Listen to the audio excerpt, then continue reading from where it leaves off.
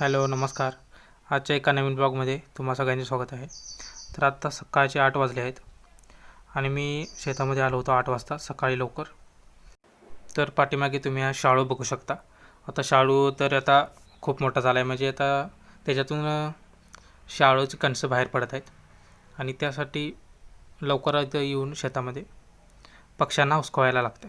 तर तुम्ही आता हे बघू शकता की शाळू बऱ्यापैकी आता मोठा झाला आहे आणि त्यामधून शाळूची कणसं म्हणजे ज्वारीची कणसं देखील बाहेर पडली आहेत. तुम्ही आता इथं बघू शकता. तर ती कणसं आता भरत आली आहेत. आता सुरुवात आहे, म्हणजे अजून तरी ती कणसं कवळीच आहेत आणि ही कवळी कणसाचे दाणे खाण्यासाठी की नाही सकाळी लवकर सकाळ सकाळचे लई पक्षी येतात आणि ते पक्षी सगळे सगळे धान्य सगळे इसकरून टाकतात, म्हणजे त्यातले सगळे दाणे खाऊन टाकतात.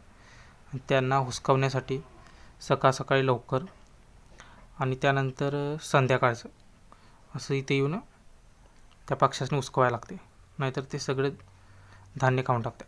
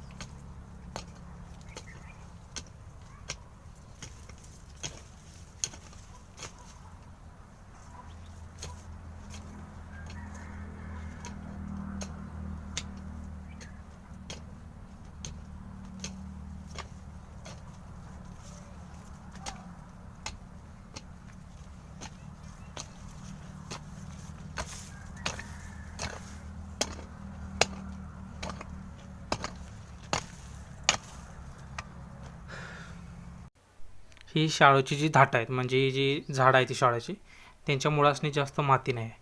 त्यामुळे ते वारा आलं की नाही ती एका साईडला अशी पडतात. त्यामुळं त्यांच्या मुळासनी इकडल्या साईडनं आणि इकडल्या साईडनं अशी माती टाकून म्हणजे त्यांची मुळं अशी घट्ट करायसाठी मी ते उकरत आहे.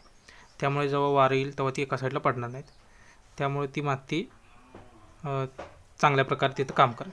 त्यामुळे मी तसे उकरत आहे आणि त्या उकरल्यानंतर इकडे जरा आणि त्या साईडला जरा अशी माती टाकून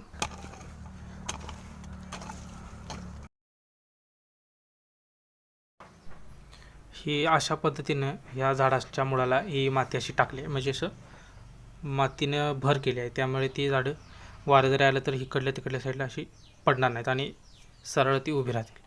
त्यामुळे ही माती अशी मी एक दोन्ही साईडने लावली आहे.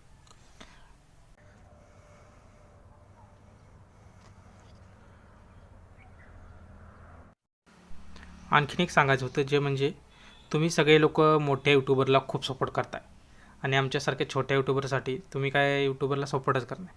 त्यामुळे अशी तुम्हाला विनंती होती की तुम्ही देखील आमच्यासारख्या छोट्या यूट्यूबर्सना नक्की सपोर्ट करा, नक्की चॅनेलला सबस्क्राईब करा, व्हिडिओला लाईक करा आणि तुमचा सपोर्ट कायम असाच राहू द्या. त्यामुळे आम्हाला पण थोडी यूट्यूबवरती काम करण्यासाठी प्रेरणा मिळत राहील आणि आम्ही पण लवकरच यूट्यूबवरती सक्सेस होईन किंवा चांगला कंटेंट क्रिएटर बनू शकेल. तर आजच्यापुरतं एवढंच. धन्यवाद.